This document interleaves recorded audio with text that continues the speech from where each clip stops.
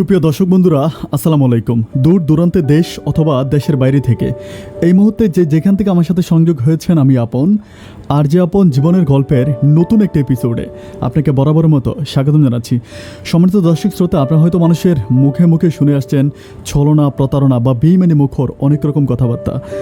আজকে যদি তাহসানের জীবনের বাস্তব গল্পটা আপনি শুরু থেকে শেষ পর্যন্ত শোনেন, তো আপনি খুব ক্লিয়ার করে বুঝে যাবেন প্রতারণা, ছলনা এবং বেইমানি কত প্রকার ও কী এবং এই প্রতারণা, ছলনা, বেইমানি একটা মানুষের জীবনকে কিভাবে ধ্বংস করে দিতে পারে আপনি তা হারে হারে বুঝতে পারবেন। তাই বরাবর মতো সবার কাছে রিকোয়েস্ট করবো, সম্মানিত দর্শক শ্রোতা, গল্পটা শুরু থেকে শেষ পর্যন্ত খুব মনোযোগ দিয়ে শোনার জন্য। ধন্যবাদ সবাইকে। সম্মানিত দর্শক বন্ধুরা, আসসালামু আলাইকুম ওয়া রাহমাতুল্লাহি ওয়া বারাকাতুহু। আমার নাম হচ্ছে তাহসান মাহমুদ। আমার বাড়ি চিটাগং মিরসরাই। প্রিয় দর্শক শ্রোতা, আমি আপনাদেরকে গল্পের শুরুতে আমার পরিবারের ব্যাপারে জানিয়ে রাখি। আমার পরিবারে আমি আছি, আমার বাবা আছে আর আমার মা আছে আমার দুইটা ছোট বোন। আমরা অস্থায়ীভাবে থাকি হচ্ছে খুলশিতে। যদিও খুলশিতে আমাদের নিজস্ব একটা বাড়ি আছে, আমাদের বাড়ির কাজ কমপ্লিট হয় নাই বলে আমরা খুলশির ভিতরে অন্য একটা বাড়িতে ভাড়া থাকি।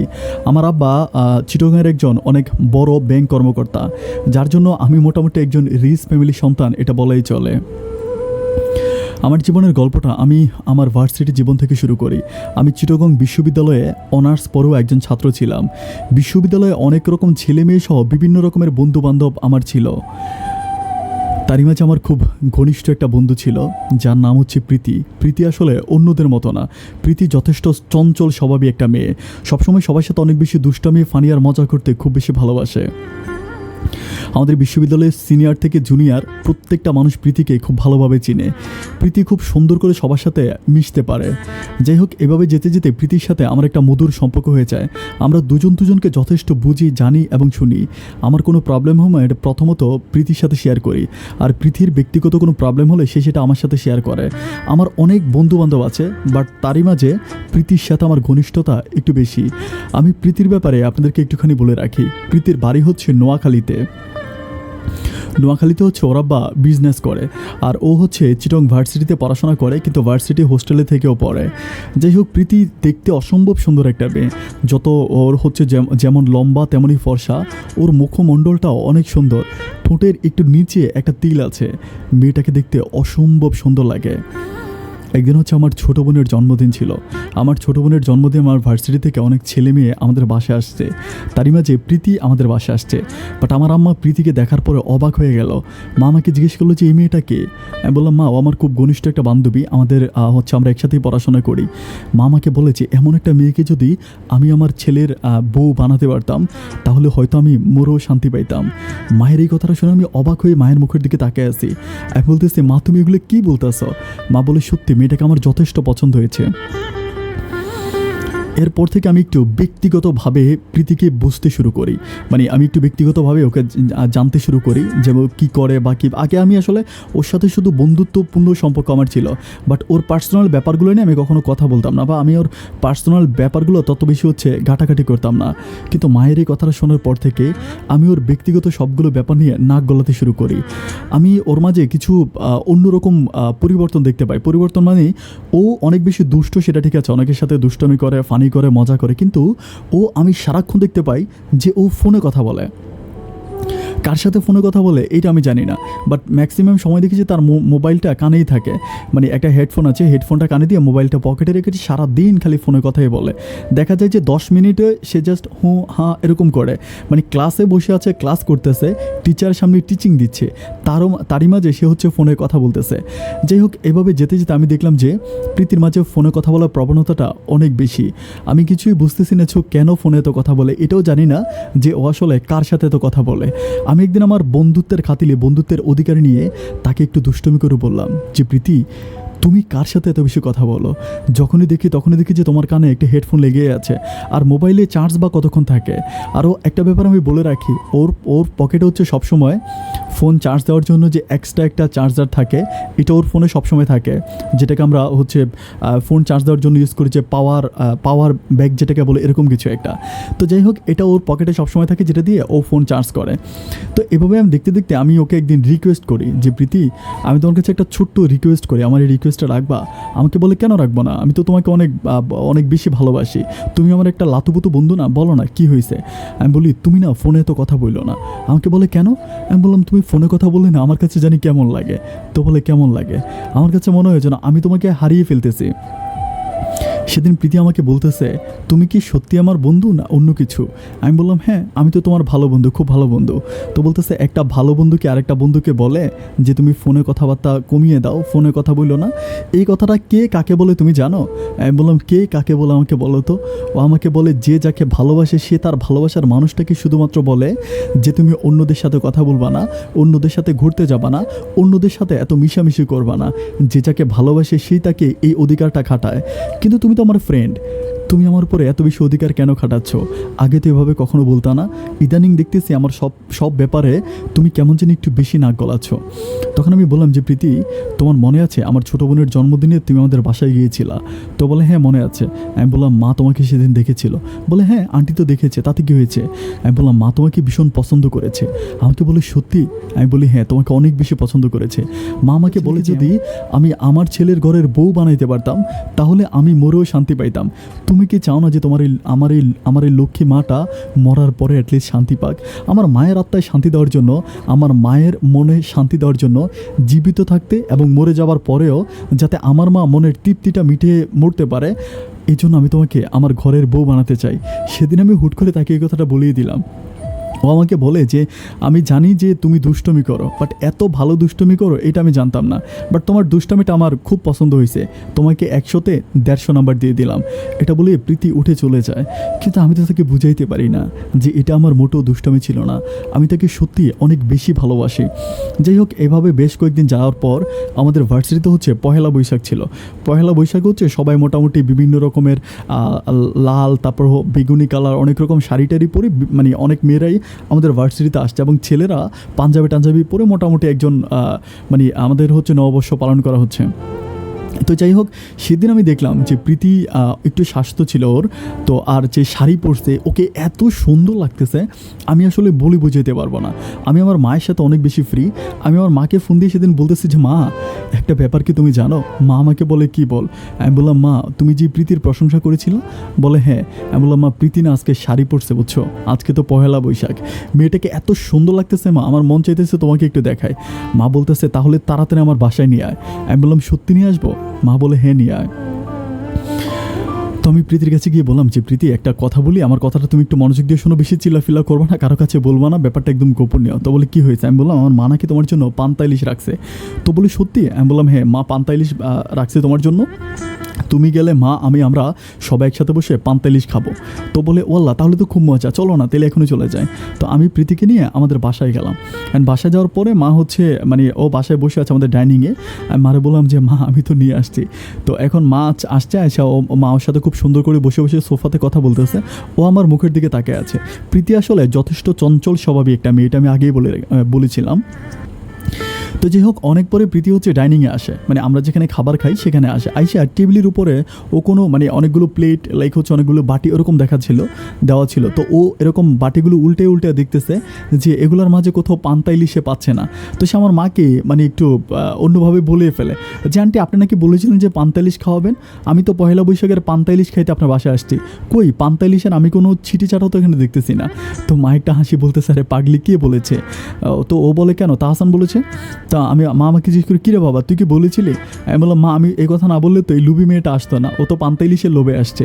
তো মা হাসতেছে বলতেছে তাহলে তো আগে বলবি না যে আমি পান্তা ইলিশ রেডি করতাম। তো যাই হোক, মা বলে যে আচ্ছা ঠিক আছে তোমরা টিভি দেখো, বসো আমি একটু আসতেছি। তো মা হচ্ছে যায়, আমার মনে হয় যে মা বাইরে হোটেল থেকে পান্তা ইলিশ নিয়ে আসে। তখন হচ্ছে চিটংয়ে অনেকগুলো যেমন কেজিএন থেকে শুরু করে হান্ডি করাই বা এম্বুশিয়ার ভিতরে হচ্ছে পহেলা বৈশাখে পান্তা ইলিশ বিক্রি করা হইতো। তো আমার কাছে মনে হচ্ছে যেহেতু এত কম সময় লাগছে মা হয়তো বাইরে থেকে পান্তা ইলিশ নিয়ে আসছে। আনার পরে মা হচ্ছে আমাদেরকে ডাকছে আমরা সবাই হচ্ছে টেবিলে খাইতে বসছি। প্রীতি অনেক মজা করে খেয়েছে, ও বলতেছে খাবারটা অসাধারণ হয়েছে। যাই হোক, খাবার শেষ করার পরে মা প্রীতির পাশে গিয়ে বসে বলতেছে, মামুনি তোমার আব্বু কী করে? তো প্রীতি বললো যে ওর আব্বা একটা ছোটোখাটো ব্যবসা করে নোয়াখালীতে। তো মায়ের কথা জিজ্ঞেস করলো, বলে যে হ্যাঁ ওর মাও নোয়াখালীতে থাকে। তো পরে বলতেছে যে মা তুমি একটা কাজ করতে পারো। তো আমরা প্রীতি বলে কি করতে পারি? পরে বলে যে মা তুমি আমাদের বাসায় থেকেই তো পড়াশোনা করতে পারো, তুমি একসাথে হচ্ছে তাহসানের সাথে ভার্সিটিতে যেতে পারো, ভার্সিটি থেকে আসতে পারো, এটা ভালো হয় না? যে হোস্টেলে থেকে কি খাও না খাও, মানে কোথায় থাকো না থাকো ব্যাপারটা কেমন দেখায় না? তুমি আমাদের বাসায় থেকে পড়াশোনা করো, আমাদের বাসায় তো অনেকগুলো রুম খালি আছে, একটা রুমে তুমি থেকে পড়াশোনা করবা, সমস্যা কি? তখন প্রীতি একটু হাসতে হাসতে বলতেছে, না আপনি যে বলেছেন আমি এতে অনেক খুশি হয়েছি। তখন আমার মা বলে কি যে আমি যদি তোমাকে একটা জিনিস দেই তুমি কি নিবা? তো প্রীতি বলতেছে ঠিক আছে নিব না কেন? তো মা কী করে, মায়ের একটা আংটি ডয়ার থেকে এনে মা হচ্ছে প্রীতির হাতে পরাইয়া দেয়। তখন প্রীতি মাকে জিজ্ঞেস করে যে এইটার মানে কি আন্টি, আমি তো এটা বুঝলাম না। তো মা বলতেছে আমার তোমাকে সেদিন অনেক ভালো লেগেছিল, আমার ভালো লাগার কথা আমি তোমার কাছে প্রকাশ করতে পারি নাই, কিন্তু আমি এই কথাটা তাহসানকে বলেছিলাম। আমি জানি না তাহসান তোমাকে বলেছিল কি না। আমার একটা অধিকার যে এই মেয়েটা আমার বাসায় থাকবে, আমি একটা ভালোবাসার বন্ধন দিয়ে তোমার হাতে আংটিটা পরিয়ে দিলাম। প্রীতি একটু অবাকভাবে আমার মায়ের দিকে তাকিয়ে আছে। তখন আমি একটু লজ্জা পেয়ে আমি সোফা থেকে উঠে ভিতরে চলে গেলাম। বেশ কিছুক্ষণ পরে মা আমাকে ফোন দিয়ে বলতেছে যে মেয়েটাকে দিয়ে আয়। তো আমি আসার পরে ও আর আমি একসাথে আমার হুন্ডা করে যাচ্ছিলাম। যখন আমি চিটং ভার্সিটির আগে বালুর পাহাড় বলতে একটা জায়গা আছে, ও আপনারা হয়তো অনেকেই চিনেন। তো বালুর পাহাড়ের ওখানে একটা ছোট্ট পার্ক আছে, পার্কের মধ্যে আমাকে বলতেছে যে এখানে একটু পার্কে বসবো। তো আমি পার্কের কাছে হুন্ডা থামাইয়া ওর আমি ওইখানে ঢুকলাম। ঢোকার পরে বসে বসে কথা বলতেছি, বাট এরই মাঝে একটা একজন বাদাম বিক্রেতা বাদাম নিয়ে আসছে। আয়শা বলতেছে যে ভাইয়া ভাবির জন্য বাদাম। তো আমি বলতেছি যে আপনারা কে বলছে যেটা আমার ভাবি? তো উনি বললেন যে দেখেই তো মনে হচ্ছে স্বামী স্ত্রী, যে কেউ দেখলে আপনাদেরকে স্বামী স্ত্রী বলবে। আমি বললাম না আমরা স্বামী স্ত্রী না। তখন প্রীতি একটু অধিকার নিয়ে বলতেছে, ওরে আল্লাহ, নিজের বউকে অন্যের কাছে পরিচয় দিতে লজ্জা লাগতেছে কেন? আমি কি এতই খারাপ যে পরিচয় দেওয়া যাবে না? তো বলতেছে যে ভাইয়া আসলে আমরা স্বামী স্ত্রী, দেন আপনি বাদাম দেন। তো লোকটা বাদাম দিল, 20 টাকার বাদাম। আমরা খাচ্ছিলাম। খেতে খেতে আমি প্রীতিকে জিজ্ঞেস করলাম যে প্রীতি তুমি এটা কী বললা? ও আমাকে বলে আমি যা বলেছি ঠিকই বলেছি। আমি বলি মানে কি? পরে বলে দেখো নাই মা কী করছে। আমি বলি মা তোমার মা? বলে না, আজ থেকে তোমার মাই আমার মা, আর তারই প্রমাণ হচ্ছে এই আংটিটা। মা আমার হাতে আংটি পরিয়ে দিয়েছে, তার মানে মা আমাকে তার ছেলের বউ হিসাবে মেনে নিয়েছে। এখন তার ছেলে যদি আমাকে মেনে না নেয় তাহলে তো আমার কপাল খারাপ। আমি বললাম আমি তো বেশ কয়েকদিন আগেই তোমাকে বলেছিলাম যে তোমাকে আমার ভীষণ ভালো লাগে। তো ও বলে যে আমি ভাবছিলাম যে তখন তুমি দুষ্টমি করো, কিন্তু ব্যাপারটা যে এতটা সিরিয়াস ছিল এটা আমার জানা ছিল না। এভাবে যেতে যেতে হাঁটি পাপা করে আমার ভালোবাসার সম্পর্কটা একটু একটু করে সামনের দিকে যাচ্ছে। ভার্সিটিতে মোটামুটি সবাই জানে প্রীতির সাথে আমার এই মধুর সম্পর্কের কথা।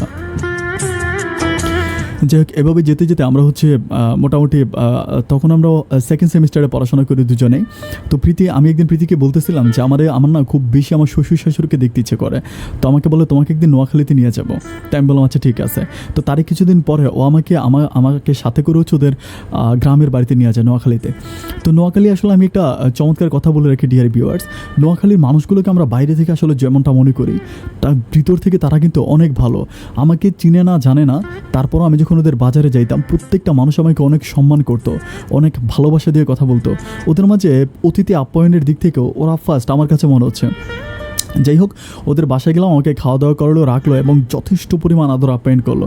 আমি প্রীতির আম্মার সাথে কথা বললাম, প্রীতির আম্মাকে বললাম যে আন্টি করে সম্বোধন করেছি। তো উনি আমাকে মোটামুটি সব কিছু সম্ভবত প্রীতি বলেছে কোনো কিছু। যাই হোক, এভাবে কথা বলতে বলতে আমি ওদের বাসায় একদিনের মতো ছিলাম, এক রাত ছিলাম। অ্যান্ড রাতের বেলায় প্রীতিদের বাসার ছাদের উপরে আমি আর প্রীতি অনেকক্ষণ ধরে বসেছিলাম। ওদের বাসার সামনে একটা পুকুর ছিল, পুকুরের মধ্যে শাপলা ফুল ফুটেছিল, আকাশের চাঁদটা যেন একেবারে মাথার উপরেই ছিল। এত বেশি ভালো লাগতেছিল ডিয়ার ভিউয়ার্স, আমি আপনাদেরকে বলে বোঝাতে পারবো না। মনে হচ্ছে পৃথিবীতে যে পোকাগুলো আমাদেরকে পাহারা দিচ্ছিল, আকাশের মৃদু মৃদু চাঁদের আলোটা প্রীতির মুখের মধ্যে পড়তেছিল, সব কিছু মিলিয়ে আমার কাছে এতটা ভালো লেগেছে যেটা আমি ভাষায় প্রকাশ করতে পারবো না। রাত 3টা পর্যন্ত আমরা একই সাথে ছাদের উপর বসেছিলাম। প্রীতি সম্ভবত তার মা এবং তার বাবাকে কিছুটা বলেছে, যার জন্য ওরা আসলে ব্যাপারগুলো ওভাবে সন্দেহ করে নাই। যাই হোক, 3টা বাজে নামে আসার পর আমি ঘুমাইলাম। অ্যান্ড এর পরের দিন আমি হচ্ছে প্রীতিকে নোয়াখালীতে রেখে আমি চিটংয়ে চলে আসলাম। তো তার এক সপ্তাহ পর আমাদের ভার্সিটি বন্ধ ছিল, অ্যান্ড এক সপ্তাহ পরে প্রীতি হচ্ছে ভার্সিটিতে আসে।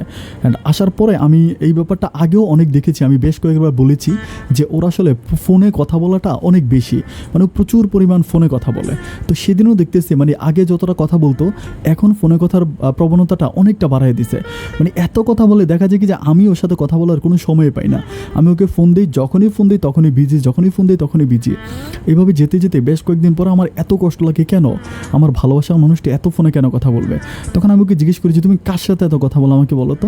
ও বলে আমি কার সাথে কথা বলি না। তাই আমি বলি তুমি কি ফেসবুক চালাও? বলে আমার তো ফেসবুক অ্যাকাউন্ট নাই। আমি বলি কি বলো, সবাই ফেসবুক চালায় তুমি চালাও না? ও আমাকে বলে যে না আমার ফেসবুক অ্যাকাউন্ট নাই। তখন আমার একটা ফ্রেন্ড ছিল, যার নাম ছিল রোমান। আমি রোমানকে হচ্ছে ব্যাপারগুলো খুলে বলেছি, রোমান এই ঘটনা, প্রীতিকে আমি অনেক বেশি ভালোবাসি, বাট প্রীতির মাঝে অনেক পরিবর্তন, আমি না বুঝতে পারি না যে কী করা যায়, তুই আমাকে একটা বুদ্ধি দিতে বন্ধু। তখন রোমান আমাকে বলতেছে যে ঠিক আছে আমি তোকে একটা চমৎকার বুদ্ধি দিতে পারি, ওর পার্সোনাল জায়গাগুলোতে তুই একটু নক কর। আমি বললাম পার্সোনাল জায়গা বলতে? ও বলে যে যেমন ওর মোবাইল ফোন, তারপর ওর যদি ফেসবুক থাকে ফেসবুক অ্যাকাউন্ট, অথবা ইনস্টাগ্রাম থাকলে ইনস্টাগ্রাম অ্যাকাউন্ট, এর পার্সোনাল জায়গাগুলোতে তুই যদি একটু ঘুরতে পারিস তাহলে তার মনের ভিউটা তুই বুঝতে পারবি। তাই বললাম আমি তো ওর পার্সোনাল জায়গাতে কীভাবে যাবো, আমি তোর মোবাইল ফোনটাও ধরি না, আর আমি আসলে এটাতে খুব বেশি ভালো মনে করি না, ও যদি সন্দেহ করে আমাকে খারাপ কিছু ভাবে।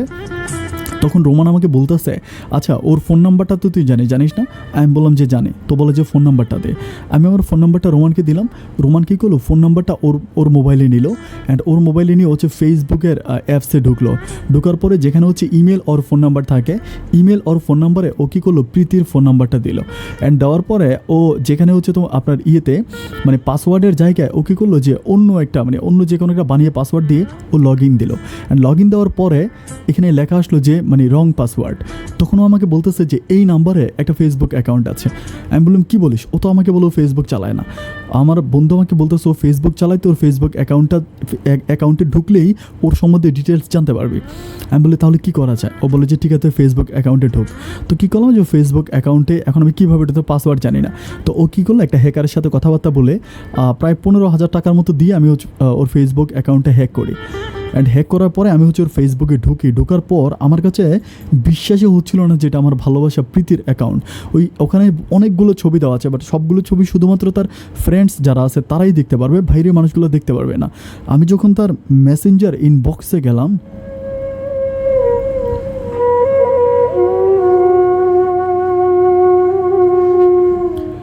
আমি শুনেছিলাম যে ভালোবাসার মানুষকে নাকি মানুষ কিডনি বিক্রি করে আইফোন কিনে দেয়, এরকম গল্প অনেকের মুখে শুনেছিলাম। কিন্তু প্রীতির ইনবক্সে যাওয়ার পর আমার কাছে প্রথমে বিশ্বাস হচ্ছিল না যেটা প্রীতির অ্যাকাউন্ট। আমি তখন প্রীতির ভয়েসগুলো শুনতেছিলাম। আমার কাছে মনে হয় ম্যাক্সিমাম 100 ছেলের সাথেও মেসেঞ্জারে কথা বলে, বিভিন্ন ছেলেদের সাথেও এমনভাবে কথা বলে ডিয়ার ভিউয়ার্স আমি আপনাদেরকে বলে বুঝাইতে পারবো না। ওর একটা অ্যাকাউন্টের ভিতরে আমি ঢুকে দেখতে পারি যে ওর প্রায় 17 জনের মতো শুধু প্রবাসী ছেলে, এবং ওই 17 জনই তার ফ্রেন্ড, মানে ফ্রেন্ড বলতে বয়ফ্রেন্ড।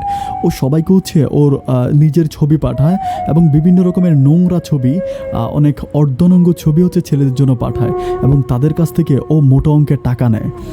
এই জিনিসগুলো দেখার পর আমি কোনোভাবেই নিজেকে বিশ্বাস করতে পারতেছিলাম না যে যাকে আমি এত ভালোবাসি, যে মেয়েটার হাতে আমার মা আংটি পরায় দিছে, এই মেয়েটা কেন এরকম হতে পারে। আমি কোনোভাবেই কোনো কিছু বুঝতেছি না।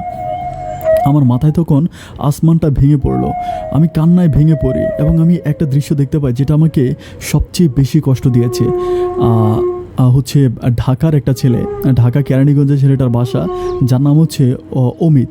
ওই ছেলেটা প্রীতিকে হচ্ছে ওর শরীরের রক্ত বিক্রি করে একটা হচ্ছে লাইক হচ্ছে যারা পুতুল হচ্ছে ওই যে ডোলিমন টাইপের পুতুলগুলো, অনেক বড় যে পুতুল হয় না, অনেক বড় একটা পুতুল কিনে দিছে।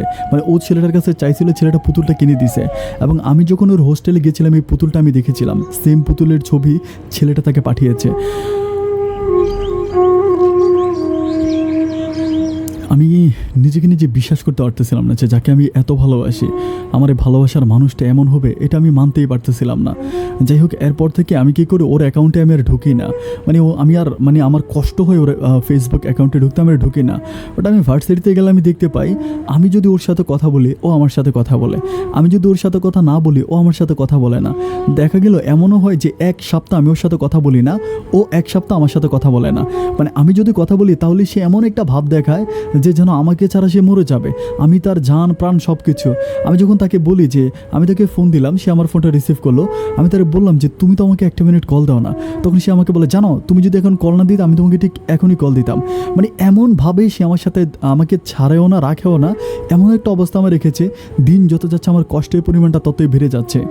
একদিন আমি অতিরিক্ত রেগে যাই, অতিরিক্ত রেগে গিয়ে তাকে বলি যে প্রীতি তুমি না ফেসবুক অ্যাকাউন্ট চালাও না? আমাকে বলে হ্যাঁ আমি ফেসবুক অ্যাকাউন্ট চালাই না। আমি বললাম তুমি ফেসবুক অ্যাকাউন্ট চালাও সেটা আমার কাছে প্রুফ আছে, এবং তুমি বিভিন্ন ছেলেদের সাথে অনেক নোংরা ভাষায় কথা বলো। এটা বলার পরে খুব রাগান্বিত হয়ে সেদিন আমি আমার মোবাইলের মেসেঞ্জারে ঢুকে আমি তাকে সব কিছু দেখাই।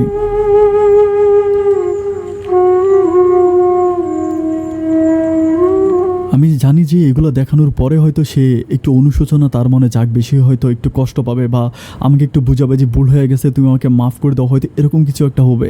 বাট আমি দেখতেছি যে সম্পূর্ণ চেঞ্জ। সে আমাকে বলতেছে যে আমি এরকম করি, পোষাবে তোমার? আমি বলি পোষাবে মানে? ও বলে যদি পোষায় তাহলে আমাকে নিয়ে থাকো, আর যদি না পোষায় তাহলে আংটিটা খুলে নিয়ে তোমার আম্মাকে দিয়ে আসো। এই কথা বলো আংটিটা খোলার জন্য হাত দেয়। তখন আমি কি করি, খুব জোরে ওকে একটা কষে থাপ্পড় মারি। থাপ্পড় মারে বলতেছি যে আংটিটা আমার মা তোমার হাতে পরিয়ে দিয়েছে। তুমি যদি অন্য অন্য ছেলেদের সাথে এভাবে কথা বলো, জানি কোনো ছেলে এটা মেনে নিবে না, এবং আমার পক্ষ এটা মেনে নেওয়া সম্ভব না। আমি তোমার কাছ থেকে চিরতরে হারিয়ে গেলাম। আজকের পর থেকে আমি আর কখনো তোমার সাথে কথা বলবো না। তুমি তোমার মতো করে ভালো থেকো, আর আমি আমার মতো করে ভালো থাকবো। কিন্তু তোমার কাছে আমার একটা বিনীত রিকোয়েস্ট, আমার মাকে কখনো আমাদের ব্রেকআপের ব্যাপারটা তুমি জানাবা না, কারণ সে মাঝে মাঝে আমার মায়ের সাথে ফোনে কথা বলতো। আমাদের মাঝে যে ব্রেকআপ হয়েছে এটা তুমি আমার মাকে বলবা না, কারণ আমার মা খুবই কষ্ট পাবে। এটার পর আমি কি করি, তার সাথে যোগাযোগটা সম্পূর্ণ বন্ধ করে দিই। এবং আমার ভিতর তখন এত কষ্ট লাগতে থাকে, আমি মানুষটাকে দেখি যে আমার ভালোবাসার মানুষটাই আমার সামনে ঘোরাফেরা করে, কিন্তু তার সাথে আমি কথা বলতে পারি না।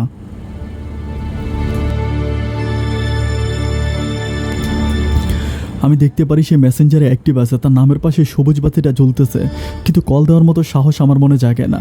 আমি দেখতে পাই আমার সামনে ও হাঁটতেছে ঘুরতেছে। আমার খুব ইচ্ছা করে যে তাকে একটাবার জিজ্ঞেস করেছি প্রীতি কেমন আছো, কিন্তু যখনই তার ওই নোংরা কথাবার্তাগুলো মনে হয় তখনই আমার এই ইচ্ছাটা নষ্ট হয়ে যায়। এভাবে যেতে যেতে প্রায় 3 মাসের মতো কেটে যায়, অ্যান্ড 3 মাস আমি তার সাথে কোনো কথা বলি না।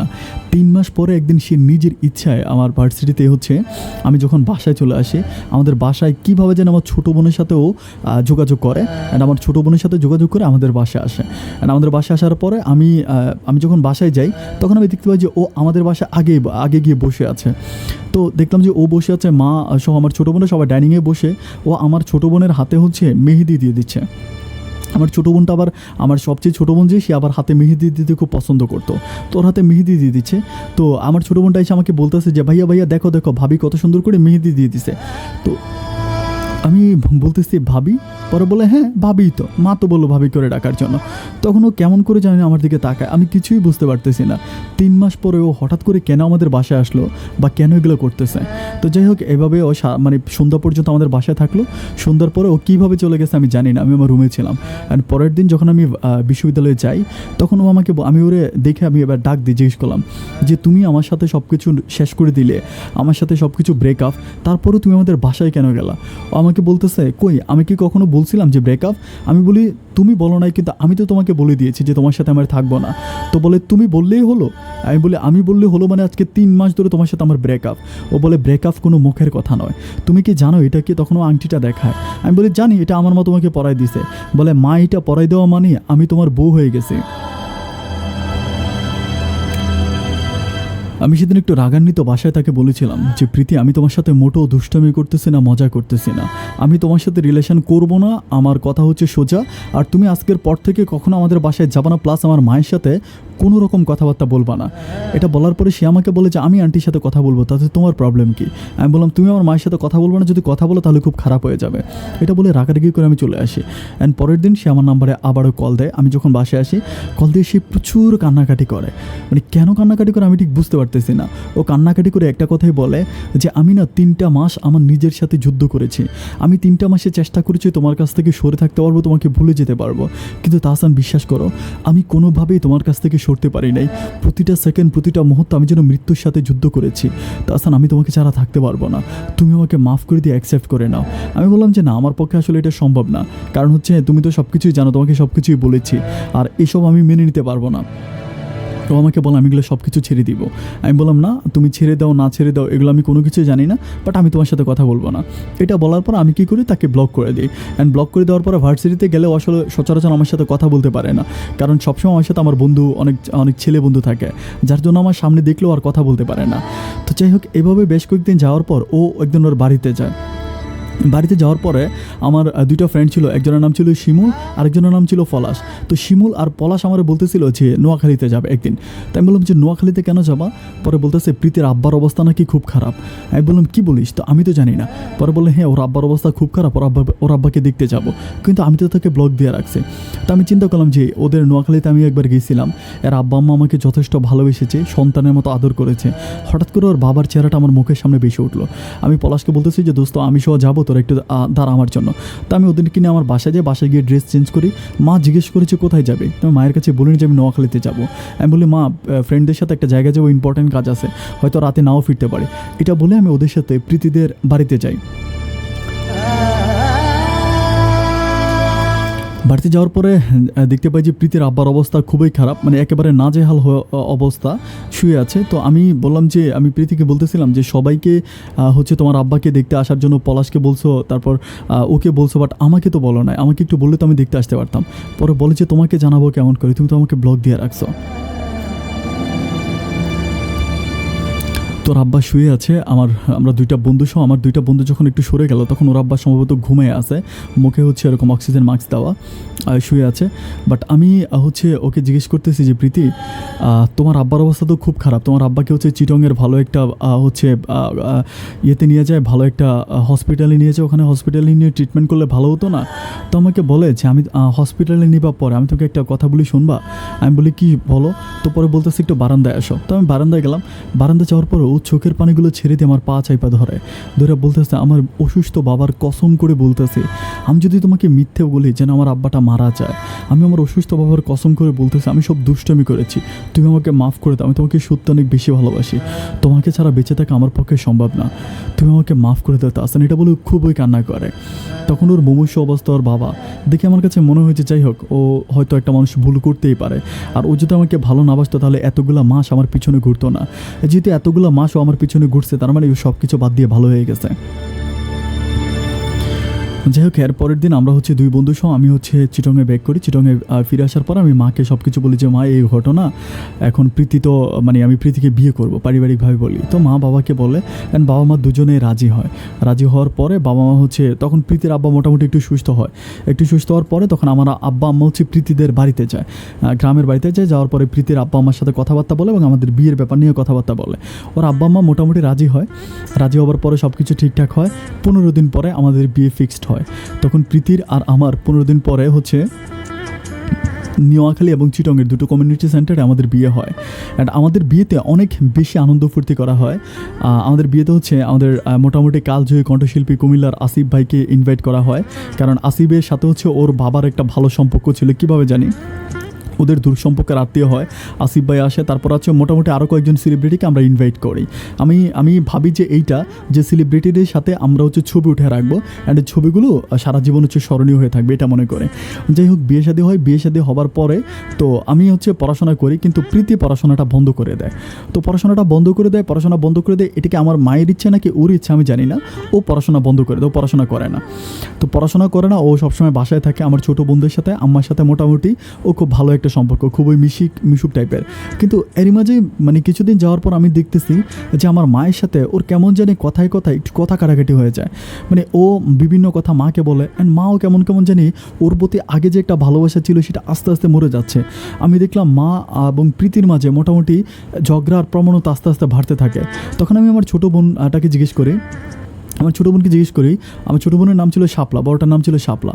আমি শাপলাকে জিজ্ঞেস করতেছি, কী রে বোন, আম্মা আর প্রীতি না খুব ভালো সম্পর্ক ছিল, কিন্তু এখন দেখতেছি আম্মা সারাক্ষণ প্রীতির সাথে ঝগড়া করে, ব্যাপার কি? তখন আমার ছোটো বোন বলতেছে, কেন ঝগড়া করে তুমি কি জানো? আমি বললাম কেন ঝগড়া করে? ও বলে যে তোমার বউ সারাদিন ফোনে কথা বলে। আমি বলি কই, ওকে তো আমি কখনো ফোনে কথা বলতে দেখি না। ও আমাকে বলে যে তুমি যখন বাসা থেকে বের হও তখনই উনি মোবাইল ফোনটা কানে দেয়, অ্যান্ড তখনই উনি সারাক্ষণ ফোনে কথা বলে। এটা মা মেনে নিতে পারতেছে না। আমি বলি তো মা এটা আমার কাছে কাছে কেন বলতেছে না? তো বলে মা তোমার কাছে কেন বলবে? তো যাই হোক, এটা নিয়ে আমি প্রীতির সাথে একটু রাগারাগি করি যে এটা কেমন কথা যে তুমি ফোনে কথা বলবা, এটা নিয়ে হচ্ছে আমাদের পরিবারে ঝগড়া হবে, আর মা ব্যাপারগুলো নিয়ে একটু রাগারাগি করবে। আব্বাও ব্যাপারগুলো নিয়ে মোটামুটি একটু খুবই মন খারাপ করে। বাট আব্বার সাথে আমাদের পরিবারের সম্পর্কটা ছিল অন্যরকম, মানে আব্বার সাইড নিয়ে থাকতো, ব্যবসা বাণিজ্য বা হচ্ছে জব এসব নিয়ে থাকতো। আব্বা পারিবারিক ব্যাপারগুলোতে অতটা ইনভলভ হতো না। তো যাই হোক, এখন আমি এগুলো বলার পরে প্রীতির সাথে আমার মোটামুটি একটা ঝগড়া লেগে যায়। ঝগড়া লেগে যাওয়ার পরে আমি কী করি, প্রীতিকে বলি যে তুমি ফোনে কথাবার্তা কমাই দাও। এটা বলে আমি ওর ফোনে কথাবার্তা কমাইতে পারি না। মা বলে যে সারাদিন ফোনে কথা বলে। একদিন আমি রাগ করে ওর কাছ থেকে মোবাইল ফোনটা নিয়ে যাই। মোবাইল ফোনটা নিয়ে যাওয়ার পরে আমি ওকে আর মোবাইল ফোন দিই না, মানে টোটালি ওর কাছে আর মোবাইল ফোন দিই না। ও বাসায় থাকে, বাসায় হচ্ছে ল্যান্ড ফোন আছে, ওইটা ব্যবহার করে, আর আমার মায়ের মোবাইল আছে ওইটা ব্যবহার করে। বাট এইভাবে যেতে যেতে আমি দেখলাম যে স্বামী স্ত্রীর মাঝে একটা মারাত্মক রকমের ঝগড়া লেগে থাকে সারাক্ষণ। ঝগড়া লেগে থাকা অবস্থায় ও আমাকে বলে যে একদিন আমাকে নিয়ে বলে যে কবিরাজের কাছে যাবে। তাই আমি বললাম যে কোথায়? বলে যে আমি একটু কবিরাজের কাছে যাবো, তুমি আমাকে নিয়ে যাও। তো চিটংয়ের হচ্ছে হাটহাজারিতে একটা কবিরাজ আছে, হ্যাঁ, কবিরাজের কাছে আমরা যাই। কবিরাজের কাছে যাওয়ার পরে ও আমার সামনে কবিরাজকে জিজ্ঞেস করে যে আমার স্বামী আমার সাথে কেন এরকম করে, একটু বলেন তো। তো কবিরাজ আমাকে অনেক ফুটু দেয়, আমার হাতটা ধরে আমাকে বলতেছে ওর মা, মানে বলতেছে যে আপনার শাশুড়ি আপনার স্বামীকে আপনার কাছ থেকে দূরে সরাই নিতে চায়। তখন আমি কিছুই বুঝতেছি না যে ব্যাপারটা কি, এটা কেন হবে। তো কবিরাজকে আমি আসলে বিশ্বাস করতেছি না, প্রথম দিকে বিশ্বাস করতেছি না। পরে কবিরাজ আমাকে বলতেছে যে আপনি আমার কথা, আমাকে বলতেছি কি আপনি আমার কথা বিশ্বাস করেন না? আমি বললাম যে কীভাবে বিশ্বাস করবো, কারণ আমার মা ফেরেশতার মতো একটা মানুষ, আর আমার মায়ের ইচ্ছাতে আমি হচ্ছে আমার প্রীতিকে বিয়ে করেছি, তাহলে মা কেন এটা করবে? তো উনি বলতেছে যে আপনার ওয়াইফকে নিয়ে আপনি এখন সরাসরি আপনার বাসায় যাবেন, বাসায় গিয়ে আপনার বালিশের ভিতরে দেখবেন যে আপনি 2টা তাবিজ পাবেন, 1 জোড়া তাবিজ। আমি বললাম যে এটা কেমন কথা? প্রীতি বলতেছে ঠিক আছে, উনি যেটা বলেছে চলো আমরা চেক করি। অ্যান্ড বাসায় গিয়ে আমি দেখতে পাই ঠিকই বালিশের ভিতরে 2টো তাবিজ রাখা। তখনও আমাকে বলতেছে যে তুমি আমাকে এভাবে কষ্ট না দিয়ে, আমাকে না মেরে তুমি আমাকে বিদায় করে দাও, কারণ তোমার মা তোমাকে তাবিজ করছে, আর এই তাবিজের গুণে তুমি আমার উপরে দিনের পর দিন টর্চারিং করতেছো, অত্যাচার করতেছো। কিন্তু আমার মা 5 ওয়াক্ত নামাজ পড়ে, তাহাজ্জুদ নামাজ পড়ে, আমার মা কখনো এই কাজগুলো করবে এটা আমার মোটেও বিশ্বাস হয় না। এভাবে বেশ কয়েকদিন যাওয়ার পরে আমি একদিন আমার মায়ের সাথে ঝগড়া লেগে যাই যে কেন তোমরা বারবার প্রীতির ব্যাপারে এরকম কথা বলতে। আমি তখন প্রীতির সাপোর্ট নিয়ে আনি ওই কবিরাজের কথা শুনে। তখন আমি মায়ের সাথে খুব খারাপ ব্যবহার করি, আর এই ব্যাপারগুলো আব্বা দেখতে পায়। আব্বা আমাকে একদিন ডাইকা বলতেছে যে তাহসান একটা কাজ কর, আমি হচ্ছে অন্য একটা বাসা তোকে ঠিক করে দিই, সেই বাসায় তুই তোর বউকে নিয়ে থাক। আসলে সারাদিন কাজ করে আসার পরে তোর আম্মার এই ঝগড়াঝাটিগুলো আমার ভালো লাগতেছে না, আর তোর বউ তোর আম্মার সাথে অনেকটা ঝগড়া লেগে থাকে। তখন আমি আমার বাবাকে বললাম যে ঠিক আছে বাবা, তাহলে তুমি এই কাজটাই করো। তখন আব্বা আমার জন্য একটা বাসা ঠিক করে, সেই বাসায় আমি আমার ওয়াইফ হচ্ছে ওইখানে উঠি। তো সেই বাসার যেই মানে ওই বাড়িটা ছিল হচ্ছে 6তলা বাড়ি ছিল, অ্যান্ড হচ্ছে মানে চিটংয়ের মধ্যে একটা বাড়িটা খুলশিতেই ছিল, বাট চিটংয়ের মধ্যে মোটামুটি একেবারে আমি মনে করি যে একদম খুবই চমৎকার সুন্দর একটা বাড়ি। অ্যান্ড ওই বাড়িটা আব্বা ভাড়া আমাকে এই জন্য করে দিছে যাতে আমার বউয়ের মনে কোনো রকম কষ্ট না থাকে যে তাকে বাসা থেকে বের করে দিছে এবং অন্য খারাপ একটা বাড়িতে রাখছে। আমরা আগে আমাদের যে বাড়িটা ছিল, আমাদের বাড়ি ছিল, এই বাড়িটা অনেক অনেক ভালো। তো যাই হোক, এই বাড়িতে আমি আমার ওয়াইফকে নিয়ে থাকতেছি। আমি তো ভার্সিটিতে চলে যাই, পড়াশোনা করি, তার পাশাপাশি আব্বার বিজনেস দেখি। আমার আসলে বাসায় অতটা সময় হয় না আসার জন্য। তো আমি আর ওকে আগের মতো সন্দেহ করি না, ও যেভাবে আছে ওভাবে চলতে থাকুক, আমি মোটামুটি আমার মতো করে চালাচ্ছিলাম। তো একদিন আমি দেখতে পাই আমাদের বাসার যে বাড়িওয়ালার ছেলে, যার নাম হচ্ছে আসিফ ভাই। একদিন দেখি যে মানে আমাদের বাসায় আসছে। আসিফ হচ্ছে আমার থেকেও বেবি 2 বছরের সিনিয়র হবে। উনি হচ্ছে আমাদের বাসায়, মানে আমাদের রুমে, একদিন আমার রুমে। তো আমি যখন কলিং বেল টিপ দিলাম, আমার ওয়াইফ দরজা খুলে দেখলাম যে উনি আমার ঘরে বসে আছে ডাইনিংয়ে। তো আমি আমার বউকে জিজ্ঞেস করলাম যে উনি কখন আসছে? তো বলে একটু আগে আসছে। আমি বলে কেন আসছে? পরে বলতেছে যে তোমার কাছে আসছিল। তাই আমি বলে আমি তো ওনাকে ব্যক্তিগতভাবে চিনি না, রাস্তায় দেখা হলে কথা বলি, ভাই কেমন আছেন, কী করতেছেন, এই অতটুকুই, কিন্তু ওনার সাথে আমার ফ্রেন্ডলি কোনো সম্পর্ক নেই। তো উনি আমাকে দেখে দাঁড়ায় বলতেছে যে হাই ম্যান, কী অবস্থা, ফ্রেন্ডশিপ করে, আমার সাথে বুক মিলানোর পরে আমি হচ্ছে এইখানে বসে ওনার সাথে কথাবার্তা বলি।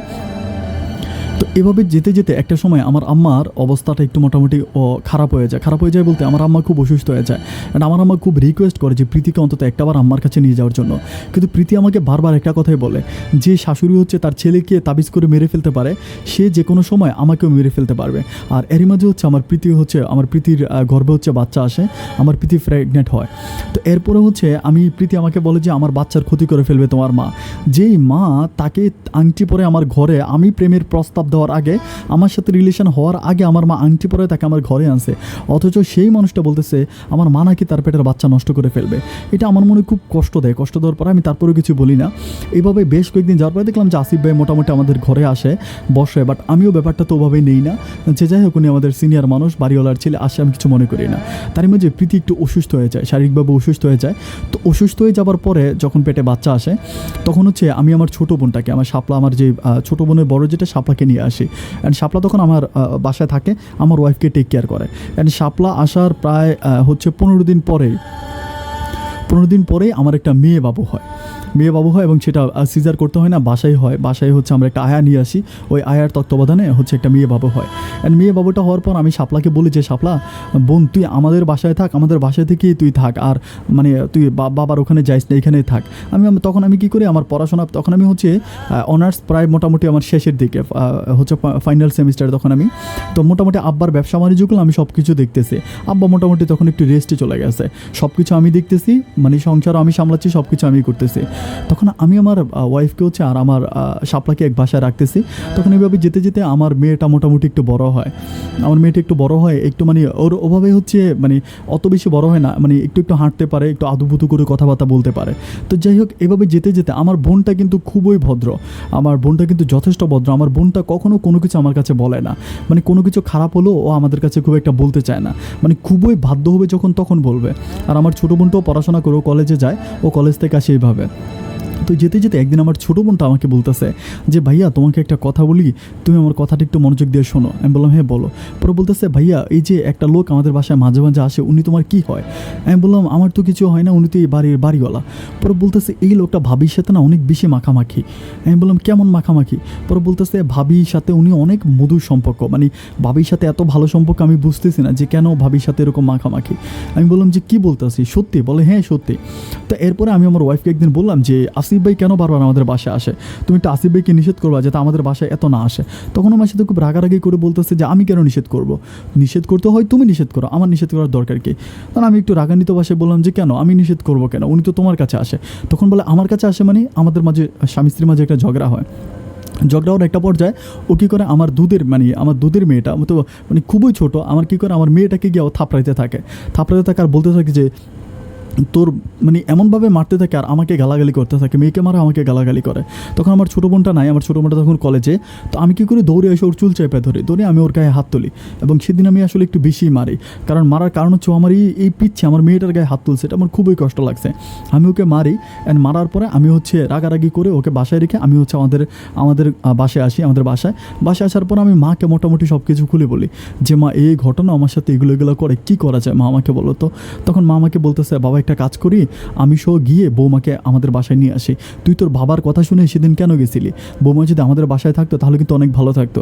বাট আমি তো মাকে এটা বলতেছি না যে আমি বালিশের ভিতরে তাবিজ পাইছি, এই ব্যাপারগুলো কিছুই বলি না।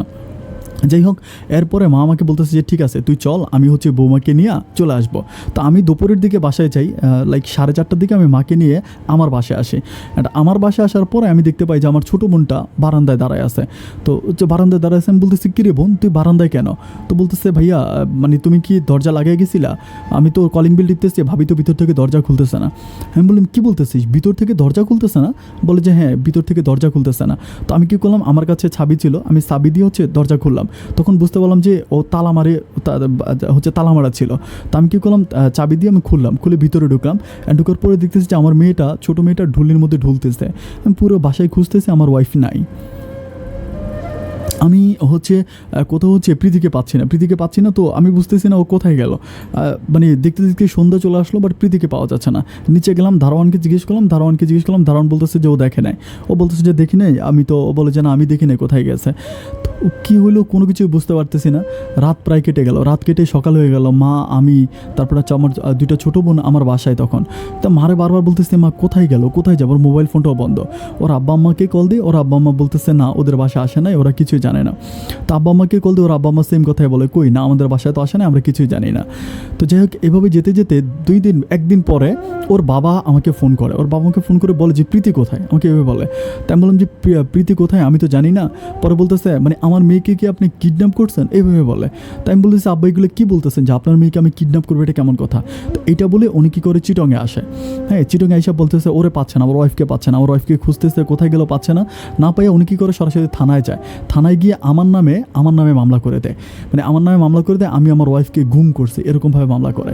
তো মামলা করে, আর আমি খুবই সারপ্রাইজ যে থানার ওসিও কীভাবে মামলাটা নিয়ে নেয়, কারণ আমরা তো স্বামী স্ত্রী। এরপরে ওসি আমাকে থানাতে ডাকে, আমি থানাতে যাই, যাওয়ার পর আমাকে ব্যাপারগুলো জিজ্ঞেস করে। আমি বললাম যে আমি ঘরে রেখে গেছি, আমার দুধের বাচ্চাটা ঘরে পড়ে আছে, আমার ওয়াইফকে পাওয়া যাচ্ছে না।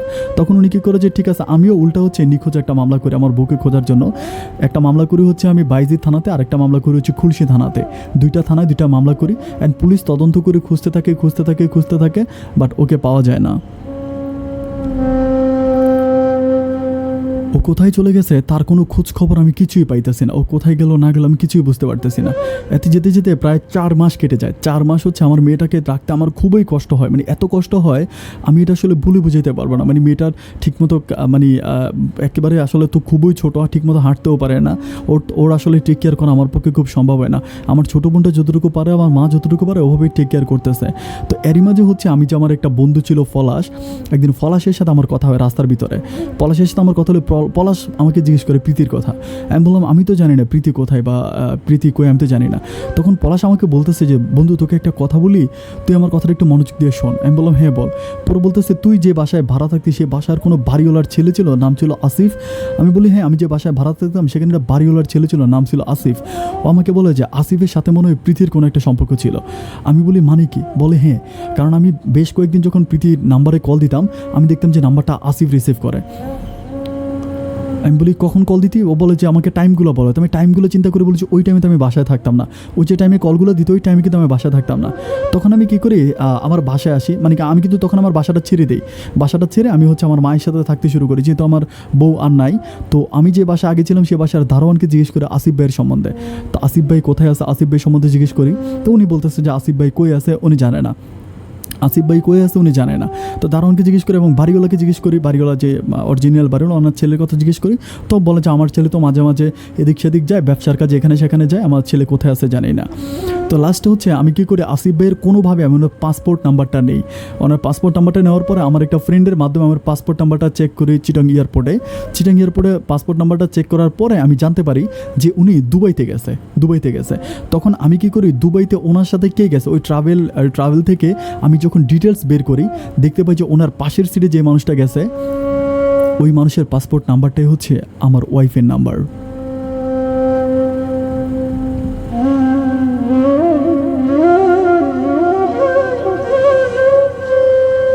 তখন প্রায় 4 মাসের মতো হয়ে গেছে, 4 মাস কি 5 মাসের মতো হয়ে গেছে।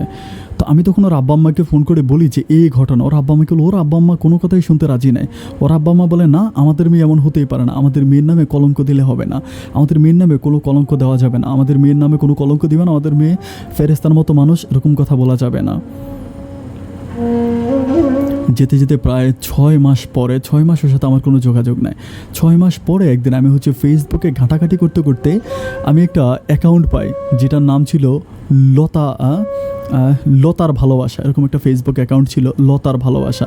প্রোফাইলে শুধু লতার ছবি দেওয়া ছিল, বিভিন্ন গাছকে হচ্ছে লতা জড়িয়ে ধরে রাখে, মানে নাম ছিল লতা বৃক্ষের ভালোবাসা, এরকম লতা বৃক্ষের ভালোবাসা ছিল ফেসবুকের নাম। তো এরপরে আমি ফেসবুকে যখন আমি মানে আমাকে রিকোয়েস্ট পাঠায় না, আমার একটা ছবিতে আমি হচ্ছে আমার মেয়েটাকে নিয়ে একটু হচ্ছে মানে একটু দুঃখের একটা স্ট্যাটাস দিই, যে মানে একটু দুঃখের কি একটা স্ট্যাটাস দেওয়ার এক্স্যাক্টলি মনে নাই। একটা স্ট্যাটাস দেওয়ার পরে ওখানে সবাই লাভ রিয়েট দেয়, কান্না রিয়েট দেয়, বাট ওখানে একটা হাসি রিয়েট আসে। একটা হাসি রিয়েটটা আমার চোখের পরে আমি দেখলাম যে লতা বৃক্ষের ভালোবাসা, ওরকম একটা ফেসবুক অ্যাকাউন্ট। তো আমি কী করি, অ্যাকাউন্টে আমি ঘুরি, মানে ইচ্ছা করে আমি এটাতে মানে প্রোফাইলে ঘুরি। অ্যান্ড ঘোরার পর আমি যেটা দেখতে পাই,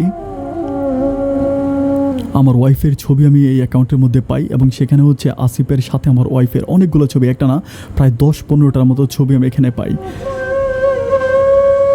আমি ইন্টারপোলে মামলা করতে যাই, কারণ আমাকে কোনো ডিভোর্স দেওয়া হয়নি, আমাকে কোনো কিছু করা হয়নি। আমি তখন কি করি, আমার মেয়েটাকে বাংলাদেশে রাইখা আমি ইন্টারপোলে মামলা করতে চাই। ইন্টারপোলে আমি মামলা করতে পারি না। মামলা না করতে পেরে আমি কি করি, আমি সহ দুবাইতে যাই ওকে খোঁজার জন্য। দুবাইতে যাই, আমি প্রায় 21 দিনের মতো দুবাইতে থাকি। আমি 21 দিনের মতো দুবাইতে থাকি। আমি ঘণ্ড করে ওদেরকে খুঁজি, বা দুবাইতে আমি অনেক মানুষের সাথে পরিচয় আছে, এক একবার এক এক ঠিকানা পাই। আমি 21 দিন পর্যন্ত ঘোরাফেরা করি, আমি দুবাইতে থাকি। বাট 21 দিনের মাঝে আমি আমার ওয়াইফের কোনো সন্ধান করতে পারি নাই। 21 দিন পরে আমি বাংলাদেশে ফিরে আসি। ফিরে আসার পরে আমার মেয়েটাকে কোলে নিয়ে একদিন সকালবেলা বারান্দায় বসে আছি। বসে থাকতে থাকতে ফেসবুকে ঘাঁটাঘাঁটি করতে করতে হঠাৎ করে আপনার একটা ভিডিও আমার চোখে পড়ে, যেখানে আপনি মানুষের জীবনে বলতেছিলেন। আপন ভাই, আমি আপনার কাছে আমার এই গল্পগুলো বললাম, আমার এই কথাগুলো বললাম। আপনি তো অনেক মানুষকে সলিউশন দেন, অনেক মানুষকে অনেক রকম কথাবার্তা বলেন।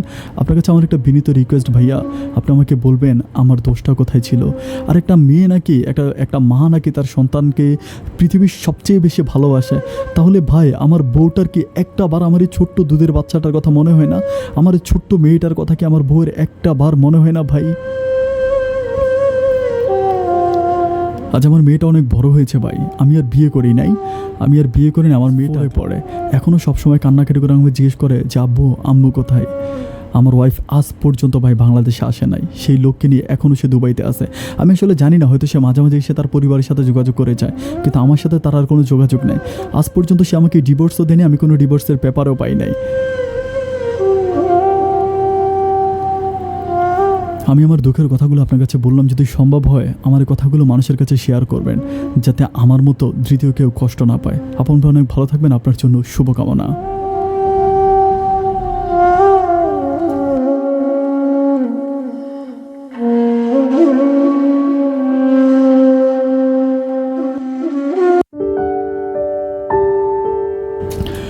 সম্মানিত দর্শক বন্ধুরা, সবাইকে অনেক বেশি ধন্যবাদ। এতক্ষণ পর্যন্ত পুরোটা গল্প আমার সাথে খুব মনোযোগ দিয়ে শুনেছেন আপনারা, এইটা না বললেই নয়। আসলে আসিফ ভাই আমাকে তাহসান ভাই আমাকে দুটো প্রশ্ন করেছিল যে আপন ভাই আমার দোষটা কোথায় ছিল। এটা আমি বলার আগেই কিন্তু উনি নিজেও জানেন না দোষটা কোথায় ছিল। আপনারাও জানেন যে মেয়েটার ওনার ফেসবুক যখন হ্যাক করা হয়, তখনই উনি দেখতে পায় যে মেয়েটা বিভিন্ন ছেলেদের সাথে কথা বলতো, অ্যান্ড বিভিন্ন ছেলেদের সাথে ওর বিভিন্ন রকমের কথাবার্তা হইতো, এবং ওর জন্য অনেক ছেলে রক্ত বিক্রি করে পর্যন্ত টাকা দিয়ে ওকে এটা সেটা কিনে দিয়েছে। এবং প্রবাসের 17টা ছেলের সাথে রিলেশন ছিল, যাদের কাছ থেকে উনি একটা আমাকে অ্যামাউন্ট দিল শুধু ফেসবুকে, যারা টাকা মানে মেসেঞ্জারে যারা হচ্ছে ওর বিকাশে টাকা পাঠিয়েছিল, প্রায় ওখানে আমাকে দেখালো প্রায় 6 লাখ টাকার মতো ছেলেগুলোর কাছ থেকে আনছে। তাহলে যে মেয়েটার শুরুটাই এরকম হবে, তার শেষটা কেমন হবে এটা কিন্তু তাহসান ভাই ঠিকই জানার কথা ছিল। এটার সবচেয়ে বড় সমস্যা হচ্ছে কি যে আমরা আসলে অনেক বেশি ইমোশনাল হয়ে যাই। তাহসান ভাই তার জীবনে সে কিন্তু সরে আসছিল মেয়েটার কাছ থেকে, এগুলো দেখার পর কিন্তু সরে আসছিল। বাট তারপরে মেয়েটা তার বাবার কসম দিয়ে এইভাবে যেভাবেই পারে তাকে আবারও ব্ল্যাকমেল করেছে। আসলে বিষাদর সাপটা আপনাকে যতই ভালোবাসা দেখ যাই হোক, বিষাদর সাপ আসলে বুকে নিয়ে ঘুমানোটা ঠিক না, কারণ এই সাপ যে কোনো সময় আপনাকে সবল মারতেই পারে। বিষাদর সাপকে অতটা বিশ্বাস করা ভালোবাসা ঠিক না, যেটা তাহসান ভাই বিশ্বাস এবং ভালোবেসে শেষ পর্যন্ত আজকে ওনার পরিণতিটা এমন হয়েছে। উনি আমাকে লিখেছে উনি কখনো বিয়ে করবে না, ওনার যে মেয়েটা আছে তাকে নিয়ে সে হচ্ছে সারা জীবন থাকবে, মেয়েটাকে নিয়ে সে সারা জীবন থাকবে, এটা হচ্ছে তার স্বপ্ন। ডিয়ার ভিউয়ার্স, আজকে যারা তাহসান ভাইয়ের জীবনের গল্পটা শুনেছেন, এখানে উনি অনেকগুলো ভুল করেছে, এবং যে ভুলগুলো আপনারাও জানেন, এই ভুলগুলো যদি আপনারা আপনাদের জীবনে করে থাকেন, তাহলে আজকে তাহসান ভাইয়ের জীবনের গল্পটা শোনার পর অ্যাটলিস্ট আপনি সংশোধিত হয়ে যান, আপনি নিজেকে চেঞ্জ করে ফেলেন, পরিবর্তন করে ফেলেন। তা না হলে আপনার গল্পটা হয়তো আমার এর পরের দিন হয়তো আপনার গল্পটা আমাকে প্রচার করতে হবে। যাই হোক, সবাই অনেক ভালো থাকবেন, সুস্থ থাকবেন, এই শুভকামনায় আমি আজকের মতো আর যে জীবনের গল্পর অনুষ্ঠান এখানেই বিদায় নিচ্ছি। অন্য কোনো দিন অন্য কারো জীবনের গল্প নিয়ে আবারও হাজির হয়ে যাবে। সে পর্যন্ত সবাই অনেক ভালো থাকবেন, সুস্থ থাকবেন। হ্যাঁ, আসসালামু আলাইকুম।